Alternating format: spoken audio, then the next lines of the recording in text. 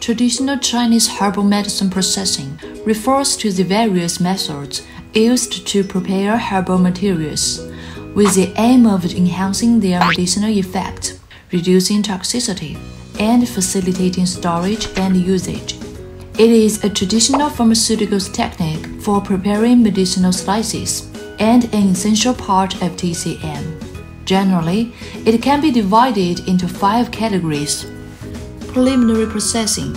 Preliminary processing is usually the first step in handling medicinal materials, involving 3 procedures: cleaning, crushing, and cutting.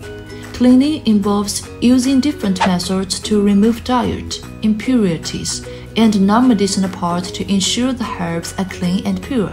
For example, removing branches and leaves from the flowers of Albizia.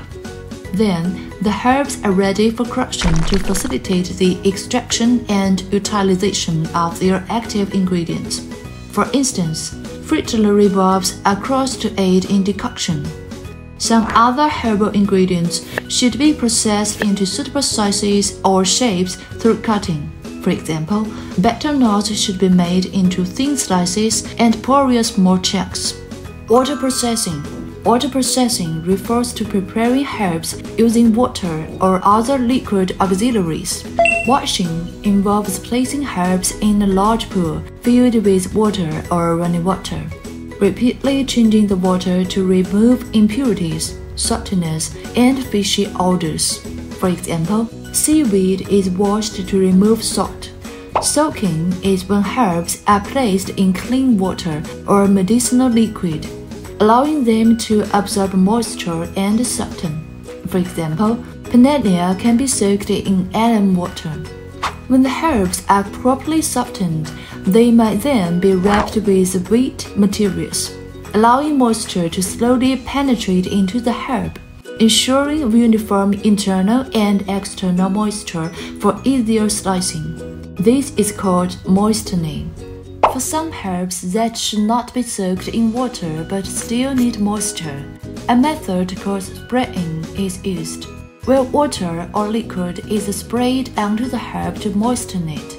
Another way of processing is called water grinding, which is a unique method to produce very fine powders of certain herbs, especially minerals or shell-like substances. The herb is ground with water, and the varying suspension properties are used to produce a fine powder after repeated grinding. Fire processing. Fire processing involves heating the herbs with fire, based on the temperature, duration, and method used. These can be further divided into dry frying, liquid frying, calcining, and roasting. Dry frying can be done to various degrees, such as dry frying until yellow, until scorched, or even until charred. During the process, solid auxiliaries like earth, bran, or rice might be added. Frying may also be done with liquid auxiliaries like honey, wine, vinegar, or ginger juice, which can gradually penetrate into the herbs. Calcining involves burning the ingredients with strong heat, making them crispy and easy to crush. This method is commonly used for mineral or shell-based medicines, such as calcined oyster shells. There is another method called roasting, which involves wrapping the herb in wet flour or pepper and heating it in hot ash and placing it in hot layers of pepper. Fire and water processing. These methods require both water and fire, and some may also involve additional auxiliaries. Methods include boiling, steaming, blanching, and quenching. Boiling involves heating herbs with water or liquid auxiliaries, such as boiling lilac deafening flower buds in vinegar to reduce its toxicity.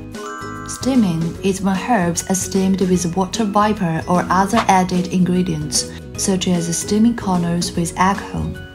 Blanching involves quickly immersing herbs in boiling water for a brief moment, then immediately removing them. This method is typically used for removing skins from seeds or drying fleshy, juicy herbs for preservation. Quenching involves heating the herbs to a red-hot state and then immediately placing them in cold water or liquid to make them brittle, enhancing their medicinal effect. In addition, there are other methods like crystallizing, fermentation, sprouting, refining, and herbal mixing. With the advancement of modern science and technology, TCM processing methods are continuously incorporating new techniques and ideas. Do you know any other TCM processing methods?